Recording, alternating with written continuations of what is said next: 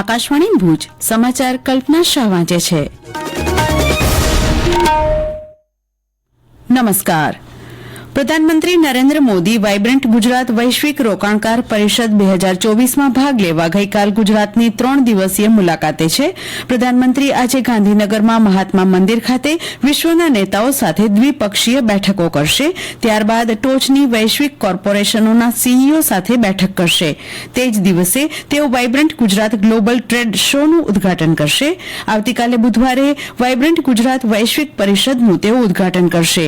ત્યારબાદ ગિફ્ટ સિટીમાં યોજાનારી ગ્લોબલ ફિનટેક લીડરશીપ ફોરમમાં અગ્રણી બિઝનેસ લીડર્સ સાથે વાતચીત કરશે. 3 દિવસીય વાયબ્રન્ટ ગુજરાત વૈશ્વિક પરિષદની આ 10મી આવૃત્તિ છે, જેની વિષય વસ્તુ ગેટવે ટુ ધ ફ્યુચર છે. આ શિખર સંમેલનમાં 34 ભાગીદાર દેશો અને 16 ભાગીદાર સંસ્થાઓ ભાગ લેશે અને ટેકનોલોજી અને વૈશ્વિક સ્તરે સંબંધિત વિષયો પર પરિસંવાદ અને પરિષદો સહિત વિવિધ કાર્યક્રમોનું પ્રદર્શન કરશે. ઉલ્લેખનીય છે કે આ 10મી વાયબ્રન્ટ પરિષદમાં ભાગ લેવા 1 લાખથી વધુ લોકોએ નોંધણી કરાવી છે.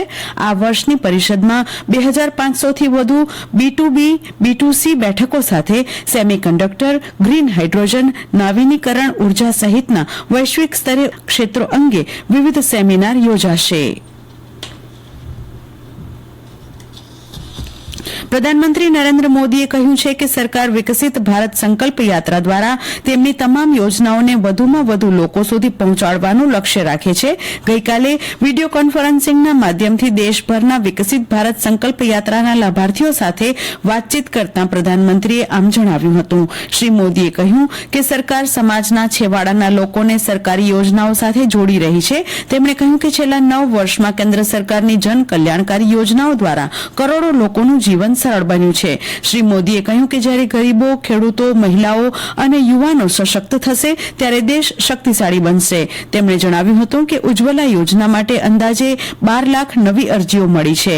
અત્યાર સુધીમાં 2 કરોડથી વધુ લોકોની આરોગ્ય તપાસ કરવામાં આવી છે, તેમ તેમણે જણાવ્યું. શ્રી મોદીએ દેશમાં મહિલા સશક્તિકરણના ક્ષેત્રમાં સરકારના પ્રયાસો પર પણ પ્રકાશ પાડ્યો. છેલ્લા 10 વર્ષમાં 10 કરોડ જેટલી મહિલાઓ મહિલા સ્વસહાય જૂથોમાં જોડાઈ છે અને તેમને 7 કરોડ 50 લાખથી વધુની સહાય આપવામાં આવી છે.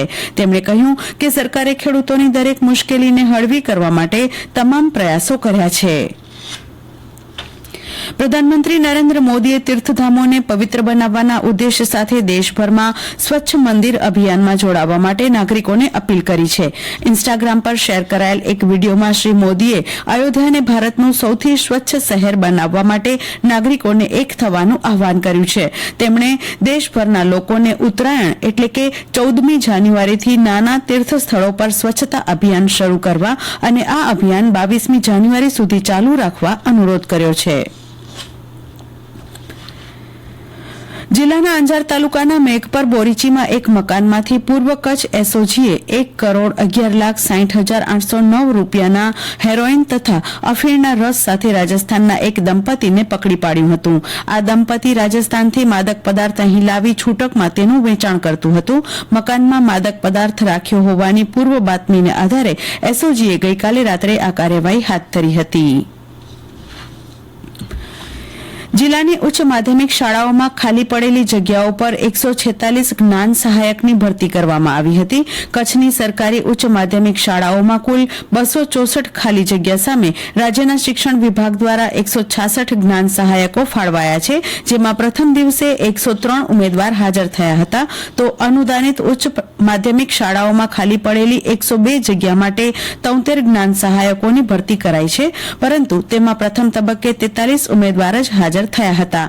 માધ્યમિક અને ઉચ્ચ માધ્યમિક શાળાઓમાં ભરતી પામતા કરાર આધારિત જ્ઞાન સહાયકોની રજાઓમાં પણ વધારો કરાયો છે, જે અંતર્ગત જ્ઞાન સહાયકોને 11 પરચોરણ રજાઓ ઉપરાંત આકસ્મિક સંજોગોમાં 11 પાસ રજા અને મહિલા કર્મચારીઓને 1 વર્ષ બાદના કરારના સમયગાળા પછી મહત્તમ 90 દિવસની માતૃત્વની રજાના લાભો મળશે. જિલ્લામાં ઠંડીની તીવ્રતામાં વધઘટ રહેવા સાથે પવનને પગલે તીવ્ર ઠારનો અનુભવ આખો દિવસ રહ્યો હતો. શીત મથક નલિયામાં ઉષ્ણતામાન 1 ડિગ્રીના ઘટાડા સાથે 9.5 ડિગ્રી રહ્યો હતો. જિલ્લા મથક ભુજમાં પણ ઉષ્ણતામાનમાં ઘટાડા સાથે લઘુત્તમ ઉષ્ણતામાન 12.2 ડિગ્રીએ પહોંચ્યું હતું. નલિયા રાજ્યનું પ્રથમ તો ભુજ બીજા નંબરનું ઠંડુ મથક બન્યું હતું. અને આ સાથે આ સમાચાર બુલેટિન પૂરું થયું. નમસ્કાર.